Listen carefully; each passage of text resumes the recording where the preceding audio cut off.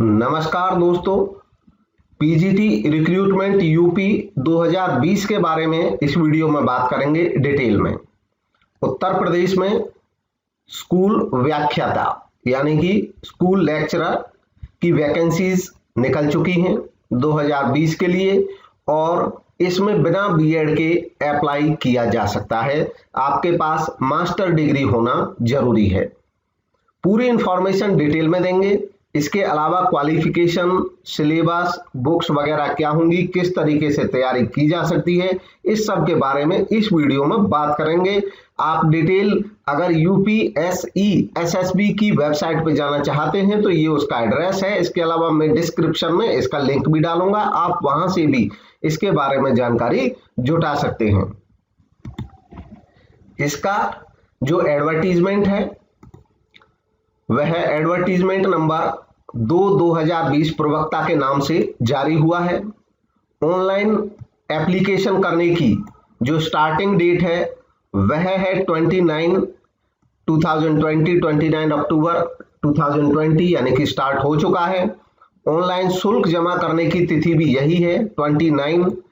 Online आवेदन पंजीकरण की अंतिम तिथि यानी कि 27/11 तक आपको कम से कम रजिस्ट्रेशन जरूर कर देना है। आपको ऑनलाइन जो फीस जमा करनी है वो भी 27 नवंबर तक जरूर कर देनी है, 27 नवंबर तक। और ऑनलाइन आवेदन भाग 2 सबमिट करने की अंतिम तिथि यानी कि फीस सबमिट करने के बाद आपका जब फाइनल सबमिशन होगा फॉर्म का, उसकी डेट है 30 नवंबर। हालांकि कभी भी फॉर्म के बारे में वेट नहीं करना चाहिए जरूरत से ज्यादा। आपको ये जितना जल्दी संभव हो उतना जल्दी भर दिया जाना चाहिए आपके द्वारा ये फॉर्म। इस रिक्रूटमेंट से जुड़े सभी पहलुओं पे मैं बात करूंगा और जितने भी भ्रम है लोगों को इस भर्ती के बारे में उनको मैं दूर करने की पूरी कोशिश करूंगा। इसके बाद भी अगर कोई आपकी क्वेरी रह जाती है, कोई कंफ्यूजन रह जाती है तो आप मेरे टेलीग्राम ग्रुप पे आकर के अपना क्वेश्चन रख सकते हैं। मैं उसका जवाब देने की जल्दी ही कोशिश करूंगा। इसके अलावा आप कमेंट के माध्यम से इस वीडियो में भी आप नीचे कमेंट के माध्यम से क्वेश्चन अपना पूछ सकते हैं, उसका भी जवाब आपको दिया जाएगा। सबसे महत्वपूर्ण जो चीजें हैं वो मैंने हाईलाइट करके रखी हैं। इसके जो ऑनलाइन इसके बारे में एप्लीकेशन से रिलेटेड एडवर्टीजमेंट आया है, नोटिफिकेशन है, उसमें वेबसाइट है upscssb.org। वहां पे आपको ऑनलाइन आवेदन भरना है और ऑनलाइन भरने के बाद कोई भी कॉपी आपको हार्ड कॉपी वहां पे नहीं भेजनी है। इसके अलावा प्रवक्ता संवर्ग यानी कि लेक्चरर कैटेगरी में जो फॉर्म भरे जाएंगे, एक सब्जेक्ट में आप एक ही एप्लीकेशन दे सकते हैं। हालांकि अगर आप अलग अलग सब्जेक्ट के लिए अप्लाई करना चाहते हैं, जैसे मान लो आप कॉमर्स के लिए भी अप्लाई करना चाहते हैं और आप इकोनॉमिक्स के लिए भी अप्लाई करना चाहते हैं या किसी अन्य पर्सन के अन्य 2 सब्जेक्ट हैं तो उनमें वो एप्लीकेशन अलग अलग कर सकता है। इसके अलावा जो भाषा संबंधी प्रश्न पत्र होंगे यानी कि अगर संस्कृत, अंग्रेजी, हिंदी या उर्दू का प्रश्न पत्र है वो केवल उसी भाषा में होगा और बाकी जितने भी सब्जेक्ट्स हैं जैसे कॉमर्स का होगा या अन्य कोई भी, वो हिंदी और इंग्लिश दोनों में रहेंगे। बाइलिंगुअल क्वेश्चन पेपर होगा। अभ्यर्थी आवेदन करने से पहले अपने पात्रता के बारे में सुनिश्चित कर लें कि आवेदन करने की अंतिम तिथि को पद के लिए निर्धारित सभी पात्रता शर्तों को वे धारण करते हैं। ये बात मैंने इसलिए हाईलाइट की है, बहुत सारे लोग इससे रिलेटेड क्वेश्चंस पूछ रहे हैं। देखिए क्वेश्चन आप लोग पूछते हैं मेरे से, तो मेरे लिए संभव नहीं हो पाता है क्योंकि डेली कम से कम 20 से 30 क्वेश्चन आ जाते हैं, तो संभव नहीं है कि सभी को जवाब दे पाना। इसलिए मैं इस कंसोलिडेटेड वीडियो के माध्यम से उन सभी जवाबों को आपके सेटिस्फाई करूंगा। आवेदन करने की अंतिम तिथि, बहुत सारे लोग पूछते हैं क्या कि मेरा अभी बीएड चल रहा है या मेरी अभी मार्कशीट नहीं आई है, मेरा अभी रिजल्ट नहीं आया है। आप जैसी भी सिचुएशन हो, इसमें साफ साफ लिखा हुआ है कि आवेदन करने की जो अंतिम तिथि है यानी कि 27 नवंबर तक आप सभी शर्तों को धारण करते हैं तो ही अप्लाई कर पाएंगे। शर्तों को धारण करने का मतलब है कि अगर आप उस टाइम तक आपका रिजल्ट आ चुका है, आपको अपनी परसेंटेज पता चल चुकी है, तो आप अप्लाई कर सकते हैं। इसके अलावा अगर किसी भी टाइप का आप आरक्षण इसमें लेना चाहते हैं, चाहे जातिगत है या अन्य किसी टाइप का आरक्षण है, वो केवल तभी मिलेगा जो उत्तर प्रदेश के मूल निवासी हैं, बाकियों के लिए वो अवेलेबल नहीं है। बाकी लोग जनरल कैटेगरी में ही माने जाएंगे। इसके अलावा महत्वपूर्ण बात है कि आवेदन की कोई वास्तविक प्रतिलिपि, कोई हार्ड कॉपी आपको चयन बोर्ड को भेजने की जरूरत नहीं है, केवल ऑनलाइन अप्लाई कर देना है। और ऑनलाइन अप्लाई करने के बाद एप्लीकेशन फॉर्म जो आपका ऑनलाइन सबमिट हो जाएगा, उसकी कॉपी, हार्ड कॉपी आप निकाल करके प्रिंट करके अपने पास जरूर रख लें। इस बारे में कोई कोताही ना बरतें। इंटरव्यू के समय पे आपको उसकी जरूरत पड़ती है, ढूंढना मुश्किल हो जाता है, तो इसमें कोई लापरवाही नहीं रखें। जब भी आप अप्लाई करें तो उसकी आप जो फी रिसीप्ट है उसको अलग से प्रिंट कराएं, उसको अपने पास रखें, और जो एप्लीकेशन फॉर्म है उसको भी अपने पास रखें। ऑनलाइन आवेदन अंतिम रूप से जब आप सबमिट कर देंगे तो उसके बाद उसमें संशोधन का कोई तरीका नहीं है, कोई उसमें एडिट नहीं कर पाएंगे। इसलिए सारी जानकारियों का आप सत्यापन कर लें, तभी उसको फाइनली सबमिट करें। कई लोग साइबर कैफे वगैरह से भराते हैं फॉर्म, दूसरे लोगों से भराते हैं, और उसमें कभी कभी एरर रह जाती है, क्योंकि दूसरे लोगों को हर बात की जानकारी नहीं है, जैसे कि स्पेलिंग है, या आपका कोई डेट ऑफ बर्थ है, या आपकी परसेंटेज। इस टाइप के मामले अभी कुछ आए थे पिछली भर्तियों में कि उनकी परसेंटेज अलग भरी हुई थी और वास्तव में मार्कशीट में अलग थी। तो अगर थोड़ा सा भी अंतर है तो वो आपको बहुत प्रॉब्लम में डाल सकता है सिलेक्शन के समय पे। इसलिए आप सारी जानकारियों को स्वयं से अच्छे से मैच करके तब फॉर्म को फाइनली सबमिट करें। जो रिटन एग्जाम होगा, पहली बात तो वो केवल एमसीक्यू होगा, डिस्क्रिप्टिव कोई नहीं है, मल्टीपल चॉइस क्वेश्चंस आएंगे, और उस परीक्षा में कोई नेगेटिव अंकन नहीं है, यानी कि कोई ऋणात्मक अंकन नहीं है, नेगेटिव मार्किंग नहीं है। इसके अलावा अगर आपको कोई टेक्निकल समस्या आती है फॉर्म अप्लाई करने में, तो आप किसी भी दिन वर्किंग डे में 10 बजे से लेकर 5 बजे तक इन हेल्पलाइन नंबर्स पे फोन कर सकते हैं और वहां से आपको जानकारी मिल जाएगी। इसके अलावा आप ऑनलाइन रजिस्ट्रेशन जब कर देंगे वेबसाइट पे, शुल्क भुगतान कर देंगे, पेमेंट शुल्क क्या है इसको भी जान लें। जनरल कैटेगरी के लिए और अदर स्टेट के सभी कैंडिडेट्स के लिए, अदर जो स्टेट्स हैं वो सब जनरल कैटेगरी में आएंगे, उनके लिए आवेदन शुल्क 700 रुपये है, और ऑनलाइन प्रोसेसिंग का शुल्क लगेगा 50 रुपये। कुल मिलाकर के 750 रुपये आपको ऑनलाइन सबमिट करने होंगे, जमा करने होंगे। अगर आप इकोनॉमिक वीकर सेक्शन में ईडब्ल्यूएस में आते हैं तो 650 जमा करने होंगे। अगर आप ओबीसी में आते हैं तो 750 जमा करने होंगे। अगर आप एससी में आते हैं अनुसूचित जाति में तो 450 जमा करने होंगे। और अगर आप अनुसूचित जनजाति में आते हैं तो आपको 250-250 रुपये जमा करने होंगे। इसके अलावा ये जो कैटेगरीज हैं, स्वतंत्रता संग्राम सेनानी, आश्रित या भूतपूर्व सैनिक या महिला या यहाँ तक ये जो 3 हैं, इनको अपने कोटे के अनुसार ही फीस जमा करनी होगी, इनके लिए कोई रियायत नहीं है। विकलांग लोगों के लिए रियायत है, वो अपनी कैटेगरी का जो शुल्क है उसका आधा भुगतान करेंगे। इसके बाद आप अप्लाई जब कर देंगे तो आयु सीमा के बारे में यहाँ पे जो बात है इसमें लिखा हुआ स्पष्ट तौर पे, आयु 1 जुलाई 2020 को 21 वर्ष से कम ना हो। 21 वर्ष से कम नहीं होनी चाहिए, ज्यादा का इसमें कोई वर्णन नहीं है, तो आप फ्रीली अप्लाई कर सकते हैं। वेतनमान इसका जो है लेक्चरर का या पीजीटी का जो बाकी स्टेट्स में या सेंटर में जो मिलता है वही है, पे लेवल 8 के तहत आती है ये। और ग्रेड पे अगर 6th पे कमीशन से देखें तो 4800 का ग्रेड पे है, लेकिन 7th पे कमीशन के हिसाब से लेवल 8 में ये आता है। और इसका जो बेसिक है वो 47,600 ये बेसिक पे है। इस पे आपको अभी वर्तमान में जो डीए मिल रहा है 17% आप डीए जोड़ लें और अपनी अमाउंट निकाल सकते हैं। इसमें ये डीए जोड़ करके 47,600 का 17% और निकालें, उसको जोड़ लें। प्लस इसके अलावा एचआरए मिलेगा, और एचआरए जो है यहाँ पे सेंटर की तरह नहीं है, कम रहता है, तो इसको आप 2-3 हजार के अंदर ही सोच सकते हैं, उससे ज्यादा नहीं है। ये इसका पे लेवल है। बाकी जो आरक्षण है वो उत्तर प्रदेश के कैंडिडेट्स के लिए अवेलेबल है। और यहाँ पे जो क्वालिफाइंग डेट है, तिथि, वो अंतिम तिथि प्रवेश करने की, इसके बारे में ऑलरेडी बात कर चुके हैं। यानी कि आपके जो जितनी भी क्वालिफिकेशंस हैं वो इस डेट तक पूरी हो जानी चाहिए, तभी आप अप्लाई कर पाएंगे। इसके बाद परीक्षा केंद्र, इसका सभी मंडल, जितने भी मंडल हैं उत्तर प्रदेश में, उनके जनपद मुख्यालयों पर एग्जाम होगा। लेकिन इसमें कैंडिडेट्स को कोई भी परीक्षा केंद्र आवंटित किया जा सकता है, फिक्स नहीं है कि जो उन्होंने मांगा है वही मिलेगा। इसके अलावा भर्ती प्रक्रिया इसकी क्या है?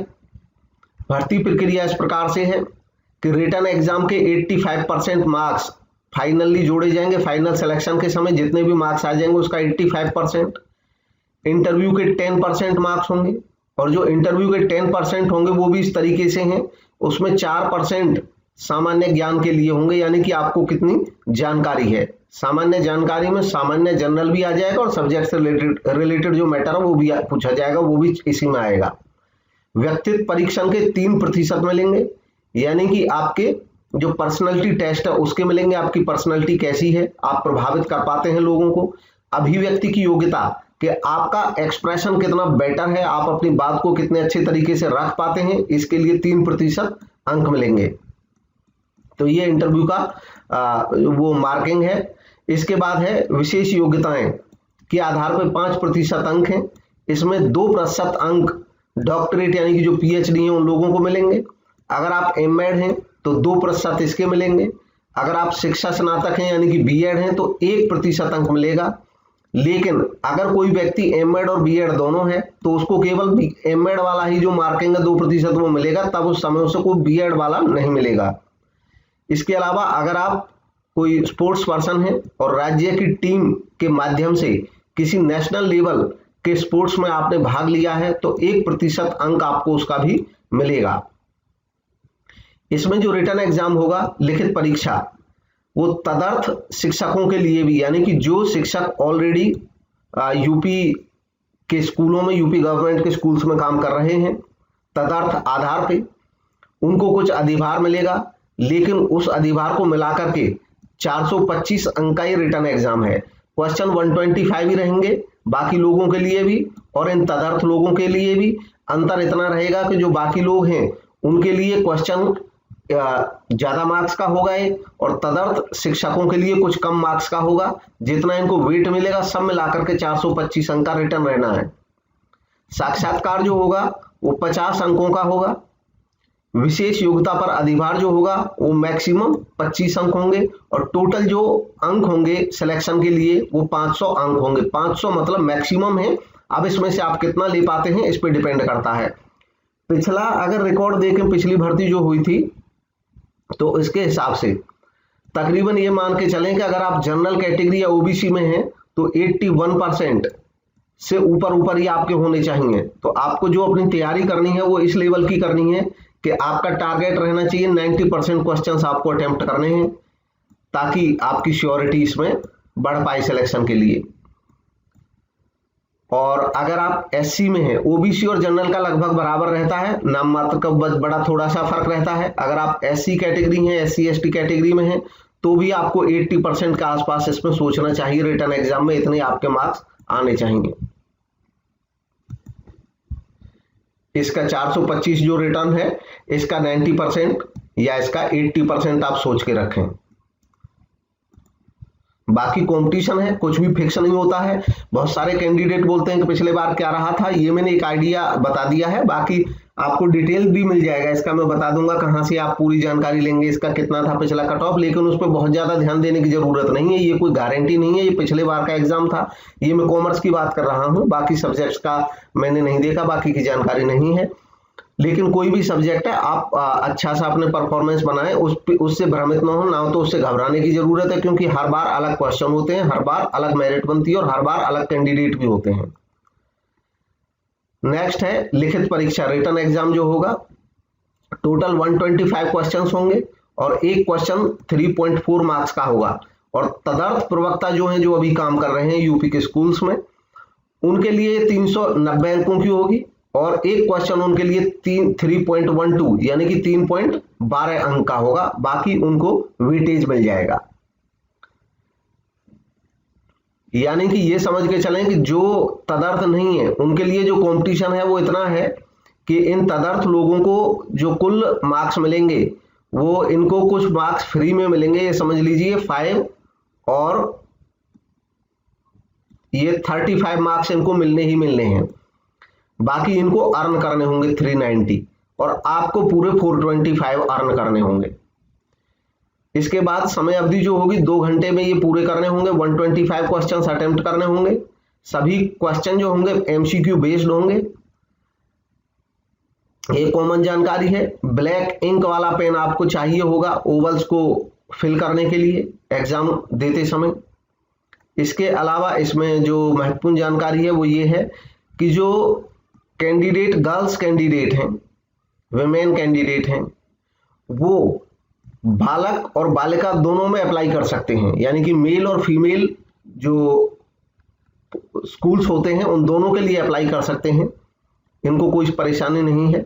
परंतु जो बालक वर्ग के हैं यानी कि जो मेल हैं वो केवल मेल स्कूल्स में ही अप्लाई कर सकते हैं, फीमेल वाले पे अप्लाई नहीं कर सकते हैं नॉर्मल केस में। बाकी जो संगीत है उसके लिए अलग सिस्टम है। इसके अलावा बाकी जो कंडीशन है महत्वपूर्ण इसकी ऑलरेडी डिस्कस की जा चुकी हैं। इसको आप डाउनलोड भी कर सकते हैं वेबसाइट से। मैं उसका लिंक इसमें डिस्क्रिप्शन में डाल दूंगा, आप वहां पे जाकर के स्वयं सारी जानकारी डाउनलोड करके वहां से देख सकते हैं। पोस्ट कितनी है आप अपने सब्जेक्ट के हिसाब से देख सकते हैं पॉज करके आराम से। इसके बाद ये बालिका वर्ग की हैं, वो बालक वर्ग की थी मेल की, ये फीमेल की थी। आप पोजीशंस को नोट कर सकते हैं पॉज करके। अब इसके बाद इसका जो क्वालिफिकेशन है उसके बारे में भी लोग पूछते हैं। सभी के लिए कॉमन जो है वो एमए है, जैसे हिंदी में है तो एमए तथा संस्कृत के साथ बीए अथवा शास्त्री परीक्षा राजकीय संस्कृत कॉलेज वाराणसी, अब संपूर्णानंद विश्वविद्यालय वाराणसी से होनी चाहिए। तो मेजर जो है वो मास्टर डिग्री है सारे ही सब्जेक्ट में। बाकी बीएड आपके पास है तो उसका मार्किंग मिल जाएगा अलग से, लेकिन बीएड कंपलसरी नहीं है। बीएड, एमएड, पीएचडी ये सब कंपलसरी नहीं है, अधिमानी रहता है, आपको इसमें कुछ मार्क्स ऐड हो जाएंगे। तो इसलिए विदाउट बीएड के आप सभी सब्जेक्ट में अप्लाई कर सकते हैं किसी भी सब्जेक्ट के लिए। वाणिज्य, कॉमर्स जिसके बारे में हम मेनली बात करेंगे आज, सिलेबस के बारे में भी डिटेल में। एमकॉम के लिए केवल एमकॉम उनको चाहिए, बाकी कुछ नहीं लिखा है। इसके अलावा बीएड हो, एमएड हो या पीएचडी हो तो आपको मार्क्स कुछ एडिशनल मिल जाएंगे। तो ये क्वालिफिकेशन का रहा। अब इकोनॉमिक्स में खास तौर पे कुछ लोगों का इकोनॉमिक्स के लिए क्वेश्चन था, इसमें साफ साफ लिखा है कि या तो एमए इकोनॉमिक्स हो और प्रशिक्षण जो है वो वरीयमान है, यानी कि ट्रेनिंग हो तो बेटर है। तो ट्रेनिंग मतलब वही बीएड, एमएड कुछ भी हो, अथवा या अगर एमए नहीं है तो एमकॉम हो और अर्थशास्त्र सहित बीकॉम प्रशिक्षण वरीयमान, यानी कि अर्थशास्त्र सहित आपका बीकॉम होना चाहिए। और प्रशिक्षण यहाँ पे ये है कि जो बीएड होता है, बीएड में टीचिंग सब्जेक्ट इनके पास इकोनॉमिक्स या कॉमर्स होना चाहिए, इकोनॉमिक्स और कॉमर्स। इसके अलावा त्रिवर्षीय पाठ्यक्रम सहित अर्थशास्त्र में बीए ऑनर्स, अगर बीए ऑनर्स है इकोनॉमिक्स में तो भी वो अप्लाई कर सकते हैं। तो ऐसे ही सभी सब्जेक्ट वाले अपना देख सकते हैं, वो डाउनलोड कर सकते हैं, मैं इसका लिंक प्रोवाइड कराऊंगा। बाकी अब आ जाते हैं सिलेबस और इसके बुक्स पे। तो देखिए पिछला जो पेपर है उसका मैंने एनालाइज किया तो कुल मिलाकर के 125 क्वेश्चंस में से 64 क्वेश्चंस अकाउंटेंसी में से थे। और अकाउंटेंसी के जो क्वेश्चंस थे इस 64 में भी मेजॉरिटी क्वेश्चन थे, अराउंड 55 to 56, वो 11th और 12th की अकाउंट्स में से थे। केवल कुछ ही ऐसे थे जो इससे ऊपर के थे, ग्रेजुएशन के कह सकते हैं उनको। इसके अलावा बिजनेस स्टडीज यानी कि बिजनेस ऑर्गेनाइजेशन और मैनेजमेंट से रिलेटेड जो बीएसटी सब्जेक्ट है थ्योरेटिकल, 29 क्वेश्चंस उसमें से थे। स्टैटिस्टिक्स के 19 क्वेश्चंस थे और इकोनॉमिक्स के 13 क्वेश्चंस थे। लगभग यही रेशियो हम एक्सपेक्ट कर सकते हैं, यानी कि अकाउंटेंसी सबसे महत्वपूर्ण है इसमें। और अब इसका जो सिलेबस है उसकी अगर बात करें तो सिलेबस बहुत सारे लोगों की डिमांड थी, काफी दिन से वो भेजते थे, लेकिन हर बार हर समय ये संभव नहीं रहता। लेकिन मेरे माइंड में था कि जैसे ही इसका रिक्रूटमेंट निकलेगा तो मैं इंग्लिश में आपको सिलेबस प्रोवाइड करा दूंगा। अब आप पीडीएफ में नहीं मांगना, और उसका एक कारण है कि मैं पीडीएफ क्यों नहीं देता हूं। एक तो कारण सबसे बड़ा यही है टाइम की प्रॉब्लम, कि बहुत सारे लोग मांगते हैं तो एक दो को मान लो दे भी दिया, बाकियों को नहीं दे पाते हैं तो दुख होता है। इसलिए मैंने सिस्टम तय किया है कि इंडिविजुअली किसी को पीडीएफ प्रोवाइड नहीं कराऊंगा। आप ग्रुप में रहोगे तो ग्रुप में ऑलरेडी समय समय पे अपडेट होते हैं, आप वहां पे सर्च करिए और डाउनलोड कर लीजिए। इसके अलावा एक तरीका होता है कि अगर मैंने बहुत सारे लोगों को देखा है मेरे ग्रुप के माध्यम से ही या हमारे चैनल के माध्यम से ही, बहुत सारे लोगों के बाद में कुछ लोगों के मेरे पास फोन या मैसेजेज आए कि उनका सिलेक्शन हुआ है। मैंने नोट किया कि जिन लोगों का सिलेक्शन हुआ है उन्होंने कभी मेरे से कोई पीडीएफ ही नहीं मांगा रियल में, वो केवल चैनल से पढ़े, जानकारी ली, उन्होंने बताया बाद में सिलेक्शन के बाद कि मैंने आपके चैनल से भी हेल्प ली थी। ऐसा नहीं किसी एक जगह से आप पूरी तरह से पास हो जाएंगे। कुछ लोग ऐसा भी पूछते हैं कि क्या केवल आपके चैनल से या किसी और चैनल ऐसा हो या कोई एक बुक, तो वो सब संभव नहीं है। एक जगह से कंपटीशन के एग्जाम मैंने बहुत सारे दिए हैं, क्वालिफाई भी किए हैं, आपने भी बहुत सारे दिए होंगे, क्वालिफाई भी किए होंगे। आप जरा ध्यान से देखना, गौर से देखना, ये रेयर होगा कि किसी एक बुक में से आपको सारे क्वेश्चन मिल जाए। रेयर क्या, ऐसा दुर्लभ हो ही नहीं सकता है। तो इसलिए बेस बनाया जाता है किसी भी सब्जेक्ट में, खासतौर पे अगर आप कॉमर्स में पढ़ रहे हैं तो आपको 11th और 12th के जो अकाउंटेंसी और बिजनेस है, 11th और 12th के, आप चाहे यूजीसी का एग्जाम दे लें, आप चाहे प्रोफेसर का एग्जाम दे लें, चाहे किसी का भी एग्जाम दे लें, बेस यही है। अगर आपका इन पे पकड़ नहीं है तो आप बहुत अच्छा परफॉर्म नहीं कर पाएंगे, तो इनको तो पढ़ना ही होगा हर हाल में। इसके अलावा आप कहीं से मदद ले लीजिए, एडिशनल मदद है वो, तो एडिशनल मदद लेकर के आप क्वालिफाई कर सकते हैं। हाँ, जो बहुत सारे लोग पीडीएफ मांगते हैं, ये मांगते हैं, वो आप लेकर के डाउनलोड कर लेते हैं और उसके बाद उसको पढ़ने का कभी मौका ही नहीं मिलता है या नहीं पढ़ पाते हैं, रेयर एक आध दिन देख लिया। अगर आप वाकई में मेहनत करते हैं तो थोड़ा सा टाइम दीजिए सिलेबस पे, जैसे मैं यहाँ पे दिखा रहा हूँ, आप इनको नोट कर लीजिए, चाहे इंग्लिश में चाहे हिंदी में, पॉज करिए, लिखिए, उससे आपका थोड़ा सा इंटरेस्ट भी बनेगा, टॉपिक के बारे में अंडरस्टैंडिंग भी बढ़ेगी। तो थोड़ा मेहनत करिए। बाकी अभी मैं बताऊंगा कि इन सभी टॉपिक्स को आप कहां कहां से पढ़ पाएंगे आसानी से। अकाउंट्स में ऐसे तो मेरा इससे रिलेटेड एक पीजीटी कॉमर्स नाम से, टॉपिक वाइज स्टडी नाम से, या पीजीटी कॉमर्स कोर्स नाम से मिल जाएगा, आपको ढूंढेंगे मेरे यूट्यूब चैनल पे, उसका लिंक भी मैं प्रोवाइड कराऊंगा डिस्क्रिप्शन में। उस पे बहुत 50 से अबव वीडियोस बन चुके हैं और वीडियोस बनने वाले हैं। कंप्लीट आपको ये सिलेबस मिल जाएगा। धीरे धीरे समय जरूर लगेगा, क्योंकि काम जब बेटर करते हैं तो थोड़ा सा समय लगता है वीडियोस बनाने में। आप उसको देखेंगे तो मिल जाएगा। फिर भी मेरा आपको यही कहना होगा कि बेस्ट बुक, बहुत सारे लोग पूछते हैं बेस्ट बुक कौन सी है। बेस्ट बुक है एनसीईआरटी 11th और एनसीईआरटी 12th की बिजनेस स्टडीज की, पीजीटी कॉमर्स के लिए। इसके अलावा अकाउंट्स में आप चाहे डीके गोयल ले लें, चाहे आप तुलसियान की ले लें बुक, चाहे आप टीएस ग्रेवाल की ले लें, तो ये बुक्स मेरे को जानकारी में हैं, काफी अच्छी हैं। बाकी आप अगर कोई और बुक पढ़ी है आपने 11th-12th की, या आप पढ़ाते हैं 11th-12th की जिस बुक से अकाउंटेंसी आपको कंफर्टेबल लगती है वो, तो उससे तैयारी करें। बेस्ट बुक्स हैं, इनसे बेस्ट कोई नहीं है पीजीटी एग्जाम्स के लिए। आप इनको बेटर कमांड बनाएं। और अब इनके बाद जो बात आती है तो आप उसके लिए प्रतियोगिता दर्पण कॉमर्स का विशेषांक वो पढ़ सकते हैं, या यूजीसी नेट की कोई भी बुक मार्केट में जो मिलती है कॉमर्स की वो पढ़ सकते हैं। मैं किसी एक बुक को इसलिए कभी भी प्रेस्क्राइब नहीं करता हूं कि मार्केट में जितनी भी बुक्स मिलती हैं उनमें ऐसा संभव नहीं है कि वो सारी जानकारी आपको 11th-12th का जितना भी है सब मिला करके, और बीकॉम में आपने कॉस्ट पढ़ी, मैनेजमेंट पढ़ा, मार्केटिंग पढ़ा, उस सबको डाल दें। तो इसलिए वो क्या करते हैं कि वो थोड़ा थोड़ा मटेरियल सबका लेते हैं, जिसको केवल रिवीजन के तौर पे आप देख सकते हैं। पहली बात। दूसरी बात, उन सब में एरर की संभावना रहती है। चौथी बात, उनमें अपडेशन की समस्या भी रहती है, क्योंकि एक बार बना दी तो अब मतलब कुछ समय बाद कुछ चीजें हैं जो फैक्चुअल डेटा होते हैं उनमें चेंज आते रहते हैं। जरूरी नहीं है आपको चेंज उनमें मिल जाए। जो मोस्ट अपडेटेड बुक मिलेंगी वो आपको यही मिलेंगी, 11th और 12th की बुक्स ही मोस्ट अपडेटेड मिलेंगी आपको, क्योंकि इन पे सबसे ज्यादा पब्लिकेशन का काम होता है। खैर, ये बात हो गई। अब मैं स्पेसिफिकली बताऊंगा हर टॉपिक को आपको वो बुक में कहां पे मिलेगा, किस बुक में मिल जाएगा। Principle of double entry system, ये आपको 11th की बुक्स में मिल जाएंगे। डबल एंट्री सिस्टम के जो प्रिंसिपल्स हैं, अकाउंटिंग के सिद्धांत, वो मिल जाएंगे 11th की अकाउंटेंसी की बुक में। Preparation of final account with adjustment entries, ये भी 11th की अकाउंटेंसी की बुक में मिल जाएंगे। पार्टनरशिप अकाउंट, 12th क्लास की अकाउंटेंसी की बुक में मिल जाएंगे। मैं एनसीईआरटी बताऊंगा, वो ज्यादा प्रेफर करूंगा। अभी तो यूपी गवर्नमेंट ने भी कर दिया है कि अपनी जो स्टेट स्कूल्स जो हैं उनमें एनसीईआरटी की बुक्स पढ़ाई जाएंगी। एनसीईआरटी बुक्स या एनसीईआरटी बेस्ड बुक्स, जैसे ऑथर की अभी मैंने बताया कि अकाउंटेंसी में एनसीईआरटी से बेटर है कि आप किसी पब्लिकेशन की बुक पढ़ लें।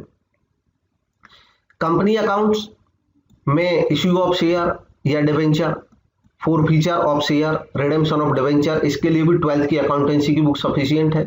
कॉस्ट अकाउंटिंग के लिए आप बीकॉम में चलने वाली बुक किसी भी यूनिवर्सिटी में, लोकल आपके यहाँ की यूनिवर्सिटी में जो बुक पढ़ाई जाती है आप वो पढ़ें, या जिस बुक को आपने बीकॉम में पढ़ा होगा वो पढ़ें, वो सबसे अच्छी रहेगी आपके लिए। कॉस्ट अकाउंटिंग जो भी इजीली अवेलेबल हो जाए, सब एक जैसी बुक्स हैं कॉस्ट अकाउंटिंग में, लेकिन ग्रेजुएशन की बुक वहां से पढ़ पाएंगे बेटर तरीके से। और उसमें से पूरी जो कॉस्ट अकाउंटिंग है उसको आपने थ्योरेटिकल जो कॉन्सेप्ट है उनको पढ़ना है, उनको समझना है ज्यादा, वही काम आते हैं। इसमें meaning and objective of cost accounting, elements of cost, methods of cost accounting जैसे कि unit costing, contract costing, tax accounting. अच्छा, टैक्स अकाउंटिंग के लिए आपको ये इनकम टैक्स की जो बुक है वो शुरुआती उसके जो कुछ पेजेस हैं वो पढ़ने हैं।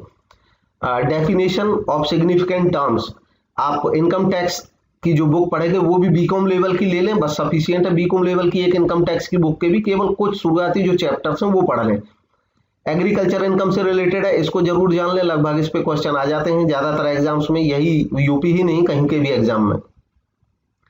एग्रीकल्चर इनकम पे वो इनकम टैक्स की जो बुक है उसमें अलग से एक टॉपिक होता है छोटा ही, आप उसको शुरुआती उसके 2 पेज पढ़ लें, उन्हीं में से क्वेश्चन सेट हो जाता है।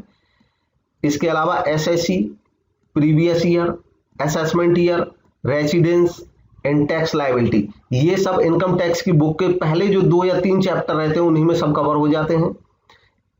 इसके अलावा अब आ जाते हैं मैनेजमेंट अकाउंटिंग। तो मैनेजमेंट अकाउंटिंग की भी ग्रेजुएशन में चलने वाली कोई बुक लें और मैनेजमेंट अकाउंटिंग के जो शुरुआती 2 चैप्टर्स हैं उनको पढ़ लें। इसमें meaning, significance, scope, functions and objectives, differences between financial and management accounting, ये पढ़ें। इसके बाद आ गया बिजनेस फोरकास्टिंग। बिजनेस फोरकास्टिंग भी आपको बीकॉम ग्रेजुएशन की बुक्स में से ही बिजनेस फोरकास्टिंग टॉपिक मिल जाएगा, उसको पढ़ें। Significance for management, sources of basic data analysis and source, tools of forecasting, principles of business forecasting. इसके अलावा मैनेजरियल रिपोर्ट्स, रेशियो एनालिसिस, ये जो मैनेजरियल रिपोर्ट्स तक के जो टॉपिक है आपको ग्रेजुएशन की बुक्स में से मिलेंगे, ये टॉपिक ढूंढने होंगे इस नाम से, जिस भी बुक में मिल जाएं। रेशियो एनालिसिस और break even analysis. Ratio analysis आपको 12th क्लास की अकाउंटेंसी की बुक में मिल जाएगा, वहां से सफिशिएंट है।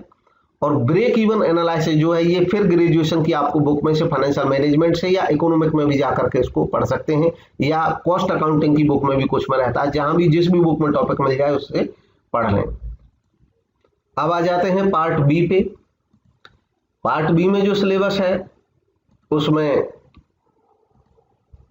बिजनेस ऑर्गेनाइजेशन एंड मैनेजमेंट, व्यावसायिक संगठन एवं प्रबंध, इसमें बिजनेस ऑर्गेनाइजेशन एंड स्कोप, ये आप बिजनेस ऑर्गेनाइजेशन की जो ग्रेजुएशन की बुक है बिजनेस मैनेजमेंट नाम से, वहां से टॉपिक मिल जाएगा।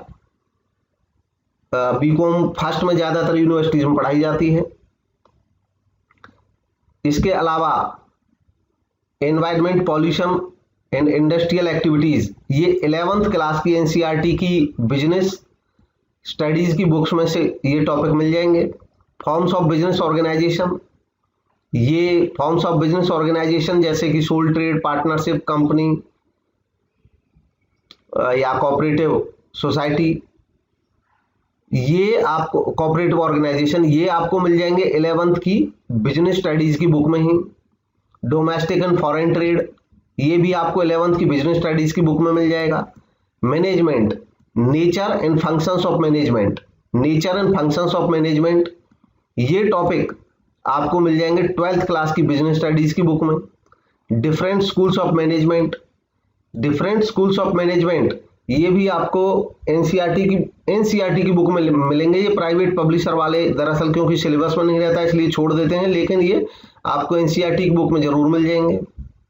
इसके अलावा आप ग्रेजुएशन की मैनेजमेंट की जो बुक्स हैं वहां से भी ये टॉपिक मिल जाएंगे। इसमें analysis of contribution of major management thinkers in management concept, कुल मिलाकर के आपको एफडब्ल्यू टेलर के बारे में पढ़ना है, इनका जो वर्क है उसके बारे में पढ़ना है, हेनरी फेयोल के वर्क जो है उसके बारे में पढ़ना है, एल्टन मेयो का जो वर्क है उसके बारे में पढ़ना है। ये आपको मिलेंगे एफडब्ल्यू टेलर, हेनरी फेयोल, ये तो 12th की एनसीईआरटी की बुक में भी मिल जाएंगे। एल्टन मेयो के लिए अलग से या तो गूगल सर्च कीजिए या आप ग्रेजुएशन की किसी मैनेजमेंट की बुक से आप इसको पढ़ सकते हैं। मैनेजमेंट एज प्रोफेशन, ये 11th की बुक में मिल जाएगा, management as a profession, as science, as art, और वो पढ़ने तीनों ही हैं। दरअसल ये जो टॉपिक्स जो दिए हैं आप इन पे एकदम ऐसा मत सोचना कि इनसे बाहर कुछ नहीं आएगा।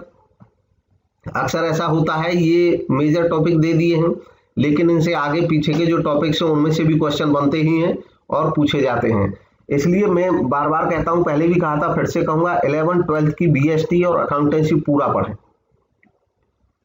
और यूपी के लिए जिसकी आज हम बात कर रहे हैं, इसके लिए तो आपको इकोनॉमिक्स और स्टैटिस्टिक्स भी पढ़ना है।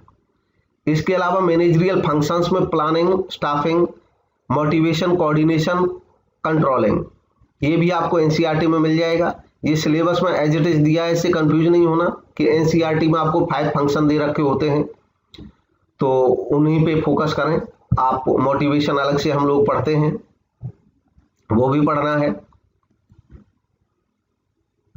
इसके बाद अब इसका पार्ट सी आ जाता है और पार्ट सी में एडवांस्ड इकोनॉमिक थ्योरी और स्टैटिस्टिकल मेथड्स ये आ जाते हैं। इसके लिए भी मैं कहूंगा 11th और 12th की स्टैटिस्टिक्स और इकोनॉमिक्स को एक बार जरूर पढ़ लें। Advanced economic theory, economics nature and scope, ये सब 12th की बुक में से सारे ही टॉपिक मिल जाएंगे आपको। Economics nature and scope, relation between business and economics, indifference curve analysis, laws of production या लॉज ऑफ रिटर्न्स जो है उनको पढ़ें, production function, theory of population, इसमें माल्थस का जो पॉपुलेशन का सिद्धांत है काफी महत्वपूर्ण है, prime and supplementary cost, average and marginal cost, trade cycle, national income, statistical methods, analysis of frequency distribution, correlation and regression, coefficient of correlation, time series analysis, index numbers, business forecasting, theoretical distribution, normal, binomial, Poisson, Indian statistics, agriculture data and industrial data with special reference to population, limitations of Indian statistics and suggestions for improvement। ये सब आपको 11th 12th की जो economics है और statistics है उसमें से ये सारे डेटा कंप्लीट आपको सारे टॉपिक्स मिल जाएंगे। मेजॉरिटी जो क्वेश्चंस हैं वो आपको 11th 12th की बुक्स में से ही मिलते हैं। इसके अलावा कुछ जो और बुक्स पढ़नी है, अच्छा हालांकि अब ऐसा गारंटी नहीं है, कुछ क्वेश्चन ऐसे होते हैं जो आप इनको इन सारी बुक्स से एकदम हटके भी आपको कहीं से एक दो क्वेश्चन आ सकते हैं। इवन कभी कभी करंट का भी कोई क्वेश्चन पूछ लिया जाता है, करंट सिनेरियो में इकोनॉमी में क्या चल रहा है, कॉमर्स में क्या चल रहा है, तो वो पूछे जा सकते हैं, वो एक्सपेक्टेड हैं। आपको मेजर फोकस करना है जहां से श्योर एंड सर्टेन पूछे जाते हैं, तो जहां से श्योर एंड सर्टेन पूछे जाते हैं वो यह बुक्स हैं 11th and 12th BST, NCERT या किसी भी रेप्यूटेड पब्लिकेशन की आप बुक पढ़ सकते हैं। 11th 12th अकाउंटेंसी के लिए आप बुक्स डॉट जो आपके स्कूल्स में पढ़ाई जा रही हैं उनको पढ़ सकते हैं, जो आप पढ़ा रहे हैं आप उनको नोट्स बना लें, उनके एकदम जो टॉपिक्स हैं उनके नोट्स बनाएं। 11th और 12th के इकोनॉमिक्स और स्टैटिस्टिक्स बुक्स जो आपके स्कूल्स में पढ़ाई जा रही हैं। कॉस्ट अकाउंटेंसी यूजी लेवल की बुक यानी कि बीकॉम लेवल की कोई भी बुक लें कॉस्ट अकाउंटेंसी की, उसको पढ़ लें रेनाउंड ऑथर की, जो भी ऑथर आपके यहाँ यूनिवर्सिटीज में चलता है, आपके लोकल यूनिवर्सिटी में। इनकम टैक्स की बुक भी आपकी लोकल यूनिवर्सिटी में जिसकी चलती है, यूजी की कोई बुक लें और उसके शुरुआती जो टॉपिक्स हैं उनको पढ़ लें। ये जो बुक्स हैं बेस्ट हैं मेरे हिसाब से। बाकी कोई भी बुक अगर मार्केट की हम बताते हैं तो अगेन वही प्रॉब्लम आती है, मार्केट की कोई बुक ऐसी नहीं है कि आपने अगर ये बुक्स पे फोकस नहीं किया या इन पे अगर आपकी कमांड नहीं बनी है तो आप एग्जाम क्वालिफाई कर जाएंगे या कोई भी क्वालिफाई कर जाएगा। तो मेरा तो अनुभव यही कहता है कि ये बुक्स आपके लिए एकदम बेस्ट हैं। अब बात आती है नोट्स की। बहुत सारे लोग नोट्स डिमांड करते हैं, तो देखिए नोट्स एकदम इंडिविजुअल होते हैं। नोट्स अपने नोट्स, जैसे मैं किसी को नोट्स क्यों नहीं देता हूं, क्योंकि मेरे नोट्स अनसिस्टमेटिक तरीके से बनते हैं, जो मैंने पढ़ते टाइम कभी बनाए थे, कभी किसी टॉपिक पे बना लिया, कभी किसी टॉपिक पे बना लिया, और लिखे भी लैंग्वेज में ऐसे कि वो स्पष्ट किसी को दिखाई भी नहीं देंगे। हाँ, अभी जो मैं नोट्स बना रहा हूँ वो आप सबके लिए अवेलेबल है, वो आप देख सकते हैं यूट्यूब चैनल पे मेरे पे। मैं पीजीटी कॉमर्स कोर्स पे जो बना रहा हूँ वो आपको मिल जाएगा एकदम सिस्टमेटिक तरीके से, वहां से मैं पढ़ाई रहा हूँ। बात रही आप किसी और से भी कोई नोट्स लेते हैं, तो मैं हमेशा कहूंगा कि बेस्ट नोट्स वो होंगे जो आप स्वयं बनाएंगे। उसका एक कारण होता है, कारण ये होता है कि हर आदमी जो नोट्स तैयार करता है वो इस हिसाब से बनाता है कि उसको जो टॉपिक इंपॉर्टेंट लगा, लेकिन सबके लिए सारे टॉपिक एक जैसे नहीं होते। जब आप पढ़ते हैं किसी बुक को, आप ले लें चाहे बिजनेस स्टडीज की चाहे अकाउंटेंसी की, उस बुक को जब आप पढ़ना शुरू करेंगे, आप ऑलरेडी ग्रेजुएशन कर चुके हैं, पोस्ट ग्रेजुएशन कर चुके हैं, तो बहुत सारे टॉपिक आप पढ़ चुके हैं। हर एक व्यक्ति का जो प्रॉब्लम एरिया होता है वो अलग अलग होता है। जब आप दोबारा से इनको पढ़ेंगे, आप ऐसा सोचें जब फिर से आप पढ़ना, चाहे आप एमकॉम कर चुके हैं, आप पीएचडी कर चुके हैं, आप 11th की बुक तरतीब से पढ़ना शुरू कीजिए, मन लगा करके 11th की बिजनेस स्टडीज की ही। मैं गारंटी देता हूं आपको पहले ही चैप्टर में इतने कॉन्सेप्ट मिल जाएंगे कि जिन पे आपका कभी ध्यान नहीं गया होगा, क्योंकि आप जब एमकॉम कर चुके हैं तो आपको पता चल चुका है, आप पीएचडी कर चुके हैं तो आपको पता चल चुका है बहुत सारी चीजों का इंपोर्टेंस, जो हम 11th पढ़ते टाइम उन चीजों पर उस तरीके से ध्यान देते ही नहीं थे। तो आपको करना क्या है कि जो चीजें आपको बिल्कुल क्लियर हैं आप उनको छोड़ते जाएंगे, और जो चीजें आपको थोड़ी सी लगी कि ये महत्वपूर्ण है या ये आपको समझ कम आ रही है उस समय पे, उसको आप नोट करते चले जाएं, ये आपके नोट्स बनेंगे। और बेस्ट तैयारी आपके अपने नोट्स से आपकी होगी। आप 11th की एनसीईआरटी की बुक पढ़िए बिजनेस स्टडीज के लिए, 12th के लिए बिजनेस स्टडीज के लिए एनसीईआरटी की बुक, 11th 12th के लिए वही मैंने जो बुक्स बताए, आप कोई भी बुक जो आपके स्कूल्स में चलती हैं। हाँ, अच्छी जिनकी मेरे को जानकारी है, टीएस ग्रेवाल की है, तुलसियान की है, डीके गोयल की है, कोई एरर नहीं रहती है, आप कंसेप्चुअल तैयारी बेटर तरीके से कर सकते हैं। वही यहाँ पे भी महत्वपूर्ण जो थ्योरेटिकल कॉन्सेप्ट हैं उनको आप नोट करके चलिए। अब रही प्रैक्टिस की बात, तो प्रैक्टिस के लिए एमसीक्यूज की प्रैक्टिस आप कहीं से भी कर सकते हैं। मेरे चैनल पे भी बहुत सारे प्रीवियस पेपर हैं, आप उनमें से कर सकते हैं, आप किसी दूसरे चैनल से भी कर सकते हैं, कोई समस्या नहीं है, लेकिन ऑथेंटिसिटी होनी चाहिए जहां आपको लगे थोड़ा, क्योंकि देखिए एमसीक्यूज में गलती की संभावना रहती है, चाहे कोई भी जगह है वहां पे गलती हो ही जाती है। कई दफे जल्दी जल्दी बोलने में भी गलती हो जाती है, कई दफे एब्सेंट माइंडेडनेस में भी 100-200 क्वेश्चन जब एक साथ कराते हैं, सोल्व कराते हैं, तो उन पे भी गलती हो जाती है। और कभी कभी कुछ ऐसा होता है कि बहुत सारे एरियाज में से कुछ एरियाज ऐसे होते हैं, हो सकता है जिन पे आपकी बहुत अच्छी कमांड नहीं हो, उसमें भी गलती हो सकती है। तो इसलिए आपको बेटर तरीके से देखना है कहाँ पे ज्यादातर क्वेश्चन सही हो रहे हैं, आप उन पे फोकस करना है, उनसे प्रैक्टिस करनी है। और आज का एंड नोट यही होगा, मैं आपके भविष्य के लिए शुभकामना देता हूं, आप अच्छे से तैयारी करें, best of luck, best wishes मेरी तरफ से। और right strategy makes difficult things possible, कितना भी काम मुश्किल हो, सही स्ट्रेटेजी चीजों को आसान कर देती है। और अभी कुछ दिन पहले हमारे ही व्हाट्सएप ग्रुप पे डिस्कशन चल रहा था कुछ लोगों का, तो मैंने एक देखा था, ये रुखसार मैडम है, उनका टीजीटी में पिछले बार हुआ था कॉमर्स में, उनको पहले में बधाई ऑलरेडी हम सब लोग दे चुके हैं, हमारे ग्रुप में जो थे वो लोग उनको जो जानते हैं, ऐसे नहीं जानते लेकिन ग्रुप में होने की वजह से जानते हैं, वो as a TGT commerce join भी कर चुकी हैं और उन्होंने अपना एक्सपीरियंस शेयर किया। कुछ लोग पूछ रहे थे कि गर्ल्स में तो 4 ही वैकेंसी है, तो उन्होंने बताया कि गर्ल्स में 4 ही वैकेंसी थी पिछली बार भी और मेरा उसमें सिलेक्शन भी हुआ है। उनसे पूछा पढ़ा क्या, तो उन्होंने बताया कि मैंने 11-12 की बुक्स को बढ़िया से पढ़ा, इसके अलावा मैंने जो हमारे चैनल के क्वेश्चन है, एमसीक्यूज है, उनको कुछ किया, प्रैक्टिस किया, यही उनके वर्ड थे एज इट इज, उनको कुछ किया तो उनका सिलेक्शन भी हुआ। तो मैं यही शुभकामना आपको भी देता हूं कि आप ये नहीं सोचें आपको एक पोस्ट चाहिए, चाहे पीजीटी के लिए अप्लाई कर रहे हैं चाहे टीजीटी के लिए अप्लाई कर रहे हैं, आप अपनी तैयारी मस्ती से करें और आप विनर होंगे, ये सोच करके आप अपनी तैयारी शुरू कर दें। Thank you for watching this video. और आपका कोई क्वेश्चन हो, कोई क्वेरी हो तो कमेंट के माध्यम से पूछ सकते हैं। आप हमारे टेलीग्राम ग्रुप को ज्वाइन कर सकते हैं, उसका लिंक मैं प्रोवाइड कराऊंगा डिस्क्रिप्शन में, आप उसके माध्यम से बने रह सकते हैं। ग्रुप में नई जानकारी आपको शेयर की जाएंगी। Thank you for watching.